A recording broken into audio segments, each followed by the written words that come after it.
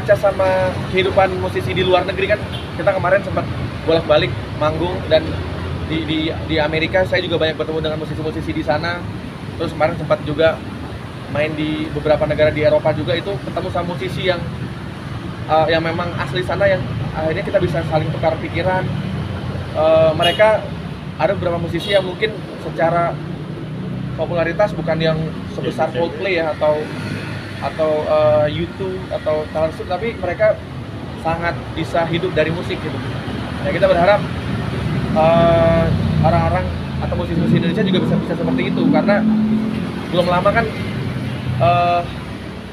almarhum basisnya Edane ya, Iwan Saverius kan sempat kayak bahkan dia tidak bisa membayar kontrakannya, tidak bisa membayar rumah sakit. Itu kan jujur sangat sedih banget ya, memprihatinkan banget ya. Maksudnya padahal waktu itu aku sempat dengar cerita, waktu itu Mas Dewa Bujana sempat main ke rumah gitarisnya Red Hot Chili Peppers. Itu aja dia tuh kaya banget itu. Maksudnya musisi di sana tuh bisa sampai sejahtera banget. Nah itu kita yang saya juga lagi mencoba riset juga, apa sih yang bikin industri di sana tuh bisa benar-benar membuat musisinya bisa benar-benar bisa survive, bisa sejahtera dengan karyanya. Itu yang pengen saya coba cari tahu, dan pengen juga bisa diterapkan di sini. Ya sebenarnya kalau ngomongin perjuangan benar-benar dari minus, bukan dari nol ya. Yang ya apalagi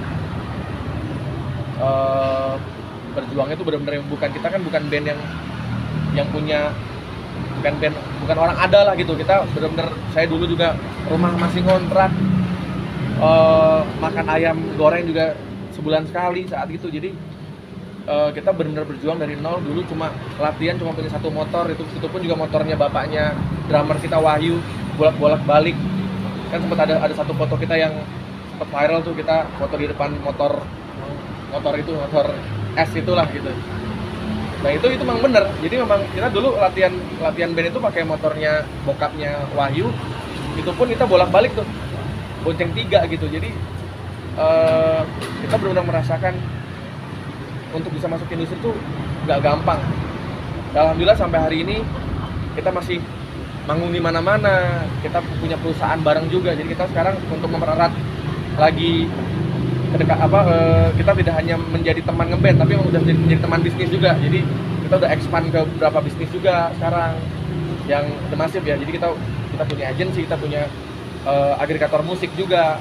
Ini sekarang kita udah mau ngarah ke kita bikin sport center dan lain-lain. Jadi kayak ya alhamdulillah tidak hanya cuma jadi temen ngeband, tapi kita juga bisa berbisnis juga sama temen satu band. Dan tujuannya ya pasti untuk kesejahteraan anak cucu kita nanti ya gitu. Ingat nggak Mas, gaji pertama waktu itu berapa? Tahun berapa? Pertama kali kita manggung itu dibayar pasti pakai nasi kotak doang. Tahun berapa? Itu 2003. Kita main di pensi, bayarnya nasi kotak. Terus udah, karena mainnya bagus, tahun depannya naik tuh lumayan, dapat 150.000. Itu bareng-bareng? Bareng-bareng, bagi 5. Ya Allah. Nah, karena tahun keduanya itu main bagus dan penonton rame, akhirnya di tahun ketiga kita udah jadi agak sedikit, jadi guest star sedikit lah. Apa namanya, kalau di poster udah agak gede dikit, bayarnya 500.000. Nah, tapi kalau pas udah masuk industri, saya ingat banget 2007 itu kita dibayar 2,5 juta, 2,5 juta. Yang waktu profesional ya, yang sudah ada sama musika.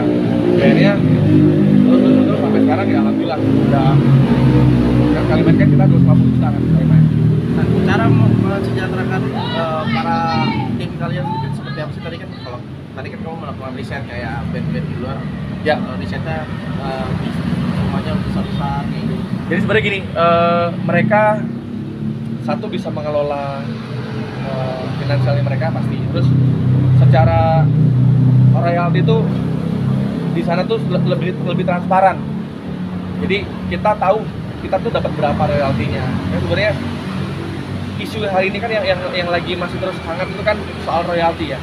Dimana banyak sekali pencipta lagu yang tidak mendapatkan haknya, ya haknya dimakan sama orang lain gitu. Jadi itu yang yang saya harapkan industri musik Indonesia itu benar-benar bisa, terutama pemerintah juga bisa berpihak kepada para seniman dan juga musisi agar mereka bisa hidup dengan karyanya gitu. Bahkan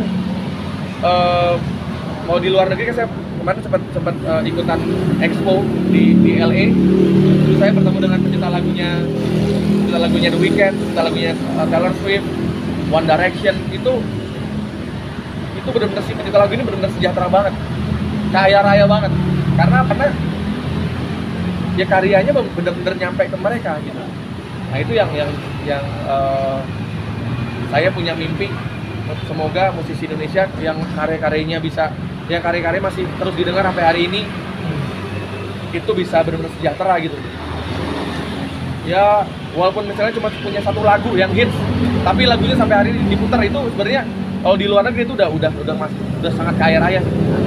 Itu ngomongin satu lagu ya, apalagi kalau udah sekelas Paul McCartney, Michael Jackson atau Bruno Mars, Taylor Swift, itu kan menjadi salah satu musisi terkaya di dunia juga kan sampai hari ini.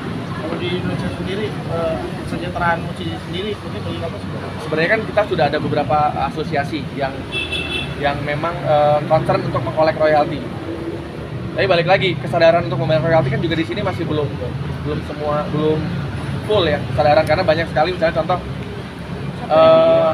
kafe-kafe yang sering memainkan lagu-lagu musisi juga masih banyak yang belum bayar. Hotel-hotel yang memutar lagu-lagu itu kan juga bayar harusnya, kayak LMKN itu juga masih belum. Terus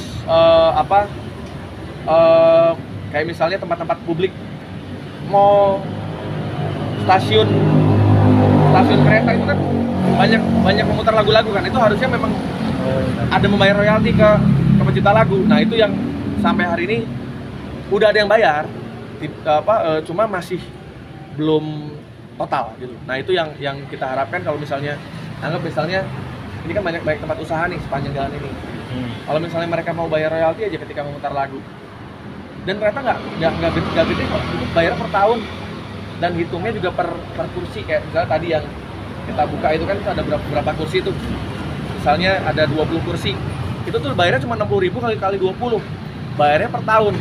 Berarti kan kalau dihitung penghasilan dia sehari kan sebenarnya nggak ada apa-apanya sebenarnya, karena bayarnya per tahun. Nah itu yang kesadaran itu sebenarnya maksud ini